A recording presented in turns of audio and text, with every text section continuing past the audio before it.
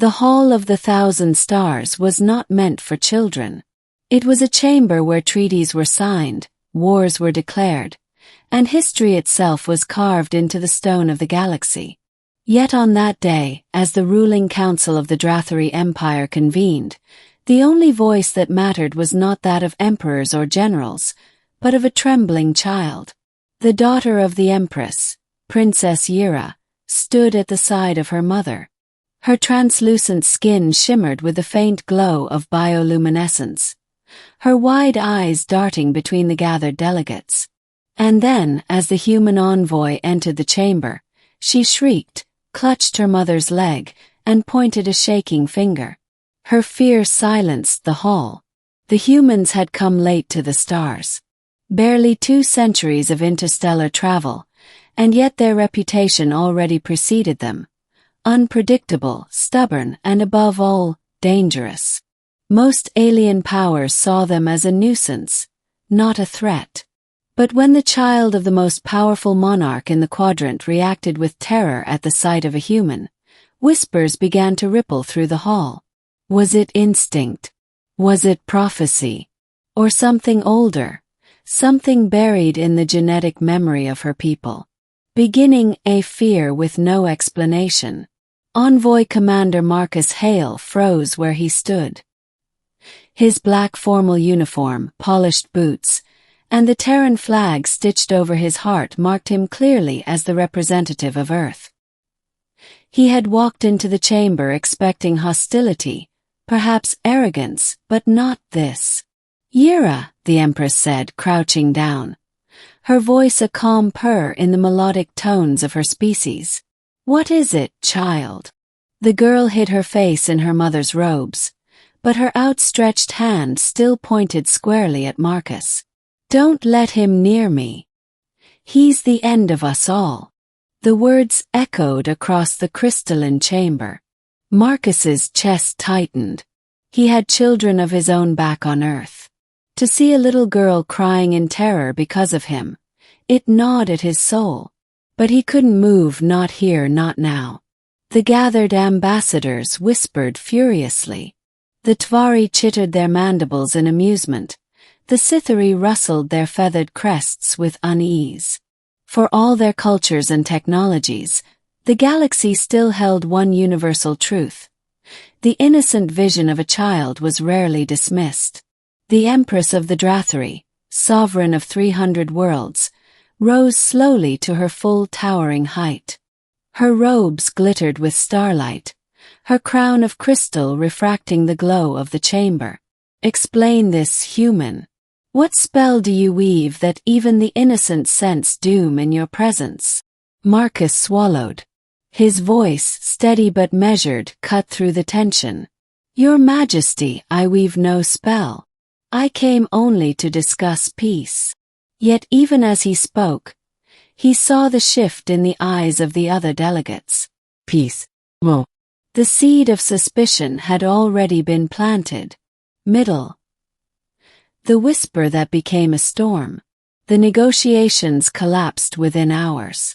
No one would sit at a table where the Drathari heir refused to remain in the same room as the human envoy.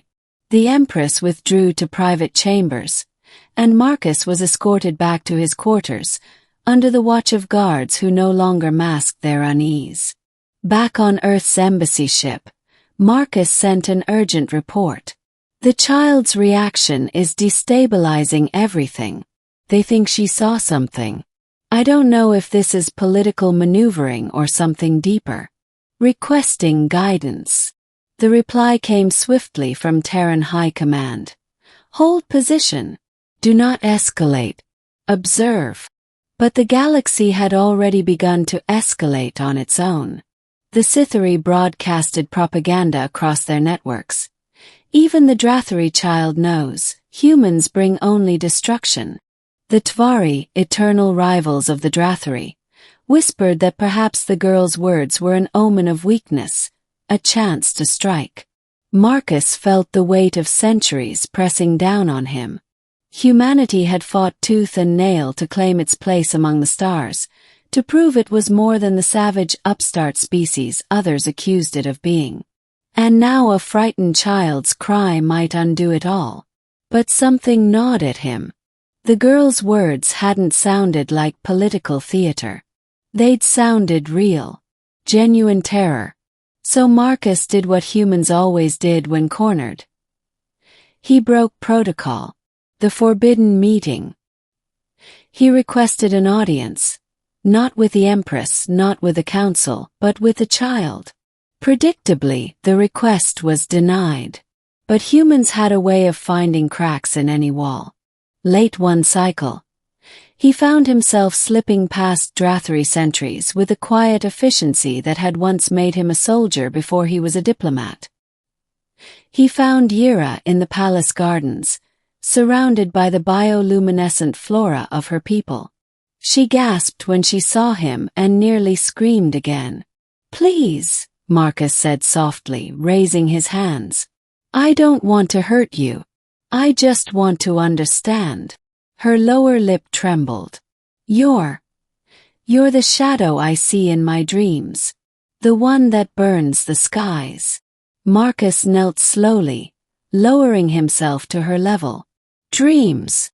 Yira nodded, clutching a crystalline flower. "I see fleets burning, worlds breaking, and always humans. Your face." Her voice cracked and tears welled in her eyes. "Mother says it is just imagination. But I know. I feel it in my blood. You're the end of empires." Marcus's throat tightened. He wanted to tell her she was wrong, that humans had fought to protect as much as they had fought to conquer. But deep inside, he remembered Earth's own history. The wars, the extinctions, the relentless drive to expand no matter the cost. Could she be seeing a truth humans didn't want to admit? The spark of rebellion. The Empress discovered Marcus speaking to her daughter and nearly ordered his execution on the spot. But Yira clung to Marcus's arm, crying, "Don't hurt him." The contradiction stunned everyone. She had feared him, yes, but in that moment she protected him too. The Empress stayed her hand. "Why, child?" she asked. Yira whispered, "Because if he dies now, the fire comes sooner." Those words spread faster than any fleet. Soon factions formed across the empire. Those who saw the girl as a prophet and believed humanity must be destroyed before it was too late, and those who believed she was a seer warning that humanity must be preserved at all costs. Civil unrest rippled through the Drathari. Armies mobilized. And across the stars, other empires watched, waiting for the first spark to ignite into war. Marcus found himself trapped in the center of it all, loathed, feared, and yet inexplicably shielded by the very child who had doomed him. Ending. Fate chosen by a child. The War Council convened again, this time in secret. The Empress demanded a solution. Generals called for humanity's annihilation. Priests demanded Yira be sanctified as a holy prophet. Marcus was brought forward, chains on his wrists. "Do you deny that your species is destined to destroy?" the Empress asked. He looked around the chamber at the watching faces, and then at Yira, small, trembling, yet staring at him with wide, expectant eyes. "No," Marcus said. The words struck the chamber like thunder. Gasps echoed. The Empress narrowed her eyes. "You admit it." Marcus drew in a slow breath. "Humanity has always been dangerous. We fought each other long before we reached the stars. And yes, we can burn worlds. We can shatter empires. That is who we are." He turned his gaze toward the child. "But destiny is not written in our blood. It's written in our choices. And today, I choose not to be your enemy."